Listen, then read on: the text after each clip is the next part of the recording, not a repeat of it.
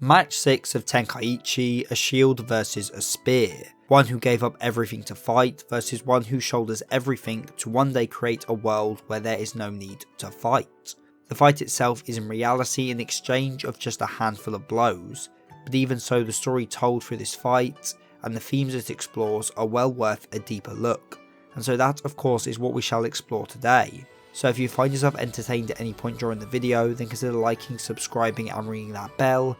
Anyway, on with the video. Now before we get to the fight itself, let us look at the pre-fight introductions to these characters. Starting with Togo Shigekata, who despite looking human enough is not behaving like one at all, ripping apart a plate full of fish like a beast. He does not offer any manners or grace to the people in his presence, not even to his so-called lord, because well, he casts such manners aside, as he says himself, eating, sleeping, killing. Those three things are all he knows how to do, because he has cast everything else aside. He knows how to eat the food before him, but he has forgotten how to do it with even a pinch of respect. He then is offered a prize sword and told to cut a suit of armour. He is told the steel armour is of the Oda, and for Togo, the Oda means enemy, and enemy means to be cut down. And so he unleashes an overhead swing, one that not only cuts the armour in two, but almost splits the room in two as well. Too destructive to be called an attack, it was more like a simple raw expression of destruction.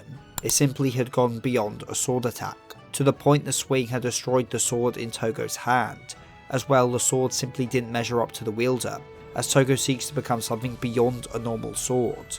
All this introduction shows us is a man whose only prerogative is swinging his sword, who will eat messily in front of his lord or destroy a prized sword because such things mean nothing to him.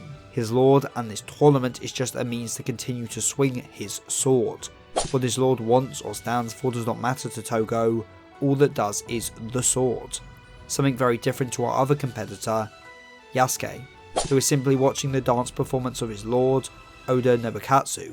And the reason I named Yasuke's lord by name and not Togo's is well, because Togo's lord doesn't matter to Togo. It could have been anyone and nothing changes for that man, but for Yasuke, the lord he serves is more important, in a way, than he himself. As everyone else mocked Nobukatsu or judged him unfit to win, Yasuke gave Nobukatsu genuine praise. He is here supporting Nobukatsu as he believes that Nobukatsu's aim will bring about a much better result than the others vying for control of Nobunaga's domain. It's out of nothing but pure respect and belief in Nobukatsu that he is here fighting upon his behalf. When Nobukatsu's eldest brother offers for Yasuke to instead work with him, the samurai refuses because even if everyone else would see Nobutada as more fitting and likely to win this tournament, Yasuke sees it differently and so will remain loyal to Nobukatsu and the world this young lord wishes to create. Though the details of that world will have to wait because it's time to talk about the match itself. Set within a cramped arena called the Great Oni's Cauldron, this is a battlefield that demands a close combat exchange. One in which no retreat is afforded and the two warriors are left with no room to do anything but simply exchange blows. It represents how neither of these fighters are one to back down or retreat, how both will step within the range of their opponent's weapon by choice in order to win. The first to enter this cauldron is Togo, wielding a mighty sword that doesn't even have a guard. He clearly has no desire or ability to defend. His hand does not need to be protected from his blade, as he is one with the blade. Yasuke, on the other hand, is one who is also about protection. One of two warriors who fought directly at Nobunaga's side, he was the shield that kept his lord safe no matter what. And so in this fight we have Togo who wishes to cut down the Oda clan, and Yasuke who will protect the Oda clan from all attacks. What this becomes is a contest then of which is stronger. Togo's desire to cut down those in front of him and Yasuke's duty to protect those behind him from any attack no matter how strong. The match opens with Togo raising his mighty blade up above his head for a mighty downward slash. Now as you will come to see, this is all Togo does. His only attack is the same downward slash. He never changes his methods of attack depending on his opponent because well, he doesn't even see his opponent. All he sees is an enemy to be cut. They are all the Oda, all the enemy, and so must be cut. There is no further rationale or thinking to Togo than this. So his only attack being a downward swing, the same move one uses in training to practice their swings, is symbolic of not only his one-minded never changing pursuit, but also of how he is just a vessel for the sword. The sword itself knows nothing of skill or swordsmanship. All the sword knows is to be swung down on an opponent, and so that is all Togo does. The lack of skill and finesse is evidence that this man has cast aside his role as a swordsman. All he can do is cut, just like a sword, because that is all he has become. He will just keep swinging, just keep cutting until the enemy is dead. Nothing beyond that is needed, no further thought, because a sword doesn't think, a sword just cuts. And well, for most opponents, one swing is all it takes. But not for Yasuke, the master of defense. By moving in close to stop the momentum of the sword, he managed to block the slash. It was a maneuver that easily could have got him killed and ended the match there, but the thing about Yasuke is he will defend, just like how Togo will slash. Going back to Togo for a bit, let's talk about his backstory. At first he was a noble samurai, reared in education and culture, trained in swordsmanship. He took to the battlefield to fulfill the samurai's role, but despite his efforts, despite being the perfect picture of what a samurai should be, going along with what his family said he should be, the tide of the era, the Oda clan won the battle, and around him he was surrounded by the dead. This makes him question everything. If all this just led to death, then what was the point to life? Why become a skilled samurai if in the end, it's just an honourless bloody battlefield that it leads to? He understands this will be his place of death too, till a revelation comes to him. He saw God, defined atop the bodies of the dead, drenched in their blood in the shape of a katana. And he, seeing nothing else to cling to, devoted himself to that God. To measure up to this god in sword form, he wished to become the strongest. He wanted to ascend to another level, beyond the tide, beyond the path that he, a samurai, had laid out for him. He wanted to become something better, something greater, and so he sought out a monk for help. The monk told him that he already is strong. He is an accomplished samurai with skill and education. Isn't that strong enough? He simply cannot be stronger, as he has become about as strong as a man can be. He's a full-fledged accomplished man. All this happening in the face of Fudo-Mule, a deity that provides assistance in achieving goals and wields the sword that cleaves ignorance. Fudo-Mule is a god that burns away worldly thoughts and desires, allowing one to reach the kingdom of the gods, which obviously links to Todo, who wants to reach past human limits and become something perfect like that katana. Another example in this series of one reaching for the gods beyond human limits. However, if he really wants to get stronger, then there is one thing he can do: get rid of everything he has. He may have got the furthest that a human can, but that is because he is human. Everything that makes him human and everything that makes him not like a katana, be rid of it. And so he swings his sword again and again in hopes of shedding everything that makes him human, because as he remains human, he can never be beautiful as that katana in his mind. He swings his sword over and over, forgetting everything that made him accomplished, everything that made him human. He literally cut away those aspects of him. He honed himself beyond his humanity, all in order to become this katana. What this is, in other words, is a man who was not happy with himself, who saw the fruits of his labour, had accomplished nothing, basically saw how pointless his life was, how everything he'd done up until this point had just led to a, well, bloody death. And so he sought to become something better, make his life worth something, and so he continued to swing his sword. And then when the Shimazu's representative in Tenkaichi was to be decided, he brandished his sword in combat. His opponent comments on his sword style, but Togo doesn't remember stuff like that, because it's not essential to being a katana. All he knows how to do is swing that sword, and so he does as he does. But this time, he cut the man in front of him clean in two.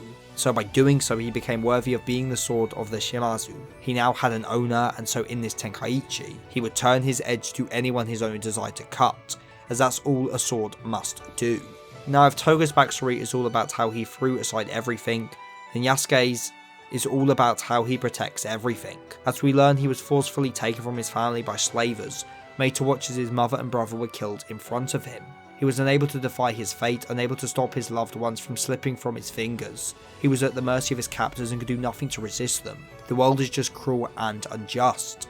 There is a horrid tide that you are unable to fight against. That is what Yasuke believed, and so he never held on to hope. However, that clearly comes to change, as when we go back to this match, Yasuke blocks Togo's next attack, and even injured declares he will never break, because he will go to the ends of the earth to make his lord's dream come true. Because by his own words, his lord's wish is our last hope, indicating to us, the reader, that what changed Yasuke's mindset, allowing him to hold hope again, well, it was Nebukatsu. So let's talk about him. As we learn, his partner killed herself, not able to live with the man who was responsible for her father's death. It was Nobunaga's shadow cast over Nobukatsu that caused him to lose the woman he loved. In other words, he could not escape the shadow of his father. Even his life choices were bound by his father. He was a slave to his father, he was not free. And so, he felt true despair, later confined to his room for his failures. But he was taken from this prison of his by his brother and then showed a mighty sight. Yasuke, a former slave who was being tested to see if they were of any use to the Oda clan. And the best way his brother came up with to test this was to order bandits to attack Nobukatsu. However, before any of the bandits could harm the young lord, Yasuke was already in front of him and protected the man he'd only just met with everything he had. Because, well, Yasuke was not one to resist the tide. So if he was ordered to do something, he felt it better just to do it, and not risk the risk of going against the tide. Basically allowing himself to be a slave to Nobunaga because he genuinely felt he could not resist, that he would never be able to be free. However, even if at first this is why he protected Nobukatsu, that reason did change, because when Yasuke explains how he isn't strong because he was unable to protect the ones he loved, how no one is able to go against the tide, Nobukatsu disagrees, saying that he wants to protect those he loves, and that as a son of the Oda he will use his own two hands to make such a world. And though Yasuke still couldn't bring himself to believe those were anything more than the unrealistic dreams of a boy, he was even still moved by Nobukatsu's words. And then under his father's orders, Nobukatsu laid siege to Iga, killing countless lives all in the name of the Oda and his father's legacy. By the time they won, they'd killed 3/10 of Iga's population, and then thrown in front of the young lord was a woman and child suspected of being related to an important samurai of the region. He'd already been given the order by his father. He was to kill anyone related to the samurai of Iga. His hands were tied and all he could do was follow this cruel tide that was his father's will. It was just as Yasuke said, he may have a noble dream, but reality is cruel and just wanting something doesn't make it so. Even the strongest cannot resist the tide. Well, all until Nobukatsu did. This is his will. He let her go and then told his father to his face that he will no longer live as he tells him. Nobunaga raises his sword to his son's neck and asks if he wished not to be born his son. But Nobukatsu refutes this notion. He is glad he was born as Nobunaga's son, as it gave him the ambition to change the world, to create a world without slaughter. And it was this moment that changed Yasuke's look on life. Here was a man who could resist the tide and could create a better world, one where the tragedy that happened to him would not occur again. And so he too resists the tide. He disobeys Nobunaga, his lord, goes against the demon lord for the sake of his own desires and protects Nobukatsu. He used his power for the first time to not just do what he was told to, but to protect the people he cares for with his own two hands. And so here in Tenkaichi he is doing the same, going above and beyond, as only that much is able to change this world and go against the tide. And with his next attack, one comparable to not a normal weapon, but a cannon, he destroys Togo's lung. Yet a lung is just a worthless human organ, not something a sword has any need for. He has gotten rid of one more shard of his humanity, and once more becomes ever closer to that katana. As Yasuke says, this power of Togo's could only be obtained by throwing away his humanity, and that spirit of his is worth praise. However, a man who has thrown aside their humanity is unable to bring about the hope that carries us forward. Togo is only fighting for the sake of himself, but Yasuke is fighting for way more than that. It is Togo's obsessive one-track mind that led to this power, but it is Yasuke's desire to carry his lord's dream that allowed him to unleash his own power. Both become strong for opposing reasons, one by casting aside their burdens, one by taking them on. One wants to protect, the other wants to kill. Yet even if they both differ in these ways, they both share one core ideal. Everything they are is for the sake of their goal. Yasuke must fell this mighty opponent before him to prove to himself he is capable of overcoming the tide and is able to protect what he cares for with his own two hands. And Togo must kill the enemy before him to become even closer to the katana in his mind.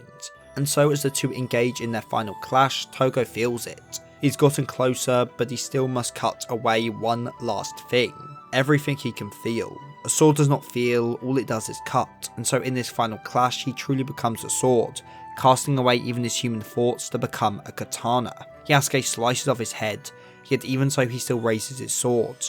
Now, without a human head, without those human thoughts and human feelings, he has truly become nothing but an extension of the sword, and as such, even though he could bring that sword back down and kill Yasuke, he does not, because all that rage, those desires to cut, they have all faded away, as all that was left now was a sword free from all human thoughts. He asked himself what he is. A deep moment of introspection. It is a representation of the internal struggle of Togo, the struggle he underwent to become beyond a simple warrior, to grasp at meaning beyond being just a samurai. By having his head severed from his body, he was able to literally see himself and what he has become with his own two eyes. He stands tall, just like the sword that had captivated him had. The spitting image of that sword he saw, shining atop the body of the dead. He truly had become something beyond just a human. He had given his life meaning. And so in that way, neither lost. Both obtained their goals here. Yasuke protected with his own two hands, opposing the tide, and Togo became a sword in body and soul, proving that his life had amounted to something. What ties these two together is living for what they want, not what they are told. Togo did as he was told and became a strong samurai, but all that did was leave him alone and blood-soaked. By following his own path, he became happy and fulfilled. Like how Yasuke saw resisting the tide as a pointless endeavour, until Nobukatsu showed him the way and allowed him to resist Nobunaga's words and fight for a better world. The point is, to achieve something meaningful, we need to go against what others may say, against the tide. To become what you want to be it a sword or a protector, you need to take it into your own two hands. The characters of this match were all chained down. Nobukatsu could not resist his father's orders. Yasuke could not resist being a slave to the orders of others, and Togo could not resist the desire he held to become something beyond humanity. But they escaped these chains and became far closer to the people they desired to become. Whether a leader, a protector, or a katana. To become one, you have to stand up against the tide, and even if it tries to sweep you away, you keep on fighting. And if you want to support this channel even further, then perhaps pledge to my Patreon, or consider becoming a channel member, so you can get your name at the end of the video, like Rinjack9696, Mr. Sputum, Marimo, Jack Hanma, Patrick Glynn, and Sith Lord 906.